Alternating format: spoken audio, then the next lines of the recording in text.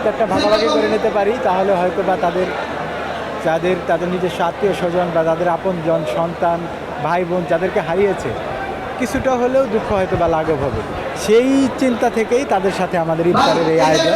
এবং আমরা সারা দেশ থেকে প্রায় 3 থেকে 3,500 আহত এবং নিহতের পরিবার এখানে উপস্থিত হয়েছে। আমরা ভালো সাড়া পেয়েছি। অনেকেই হয়তো বা দেশে থেকে অনেক দূরবর্তী হয়তো উপস্থিত হতে পারে নাই। আমরা যারা উপস্থিত হতে পারে নাই তাদের ব্যথায় সমব্যথিত, তাদের প্রতি মাহে রমজানের শুভেচ্ছা জানাচ্ছি। সেই সাথে যারা আজকে উপস্থিত হয়েছে তাদের সাথে ইফতারের মাধ্যমে আমরা জানাতে চাই, যারা শহীদ হয়েছে তাদের আত্মার মাগফিরাত কামনা করতে চাই, তাদেরকে আল্লাহ তাআলা যেন বেহেশত নসিব করে। এবং সেই সাথে যারা আহত হয়েছে এই মাহে রমজানে তাদের প্রতি তাদের দুরারোগ্য কামনা করছি এবং দ্রুত সুস্থতা কামনা করছি। এটাই আমার বক্তব্য, আমাদের ইফতারের এটাই লক্ষ্য। এখানে কোনো রাজনৈতিক উদ্দেশ্য নাই, সোজা কথা রমজানের যে মাহাত্ম্য সেটাকে ফুটিয়ে তোলার জন্যই আজকের আমাদের এই ইফতার। আজকে আমরা আহতদের সাথে ইফতার করতেছি, একসাথে সবাই বসে।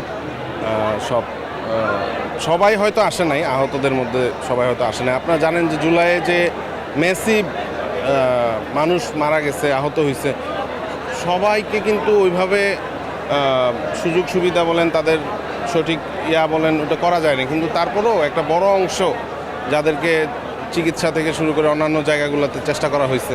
তো এই আয়োজনটা মানে এরকম যে তাদের সাথে একসাথে বসে ইফতার করা আর কি।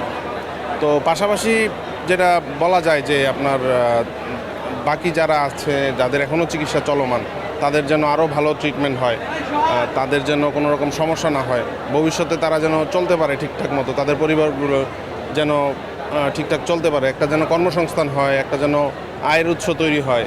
হ্যাঁ, এই ব্যাপারগুলো, কারণ আমরা দেখছি যে জুলাইকে কিন্তু মানুষ অনেকটা ধীরে ধীরে অনেকে আহতদের কথা ভুলে যাচ্ছে। হ্যাঁ, তো তাদেরকে ভুলতে দেওয়া যাবে না।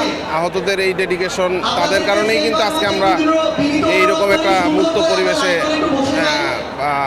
স্বৈরাচার পতন করার যে তাদের কারণেই আজকে এই অবস্থা। সো তাদেরকে সবসময় সামনের দিকে রাখতে হবে, তাদের অসুবিধাগুলো সম্পর্কে আমাদের সচেতন থাকতে হবে। আমাদের জায়গা থেকে আমরা চেষ্টা করব, বাকিরাও আশা করি দলমত নির্বিশেষে, কারণ যখন রাস্তায় আন্দোলন করতেছিল তখন কিন্তু কে কোন দলের, কে কোন মতের সেটা দেখা হয় নাই। হ্যাঁ, সবাই একসাথে মাঠে ছিল, সকল শ্রেণী পেশার মানুষ। আমরা দেখেছি যে আহতদের মধ্যে আপনি দেখবেন যে এখানে ছাত্র আছে, এখানে নারী আছে, পুরুষ আছে, এখানে দোকানদার থেকে শুরু করে সকল শ্রেণী পেশার মানুষ হ্যাঁ একসাথে নেমেছিল। এবং এখানে আহত হওয়ার ক্ষেত্রেও সকল শ্রেণী পেশার মানুষ। তো এইটা আমাদের একটা জায়গা যে এই মানুষগুলোকে আমাদেরকে সর্বোচ্চ প্রায়োরিটি দিতে হবে এবং তাদেরকে ভবিষ্যৎ জীবনে তাদের যেন কোনো অসুবিধা না হয় সেই ব্যাপারটা দেখতে হবে। পাশাপাশি এই যে স্পিরিট, যে জীবনের তোয়াক্কা না করে মারা যাওয়ার ভয় সামনে রেখে যে এই মানুষগুলো এই ডেডিকেশনটা দেখিয়েছে দেশের জন্য, তো এই ব্যাপারটাকেও আমাদের মাথায় রাখতে হবে। ওইভাবে আপনারা দেখতেছেন, এক্স্যাক্টলি নাম্বারটা বলা যাচ্ছে না, কারণ ওপেন কল ছিল। যারাই আহতদের লিস্টে আছেন বা যারাই আসতেছেন, হয়তো বা একটু দেখা হচ্ছে যে এক্স্যাক্টলি ঠিক আছে কিনা। এখানে তো মোটামুটি বড় একটা আয়োজন, তো এক্স্যাক্টলি বলা যাচ্ছে না। তবে আমার মনে হয় যে 2-3 হাজার তো হবেই। আমার নাম মীর আরশাদুল হক, আমি যুগ্ম সদস্য হচ্ছি।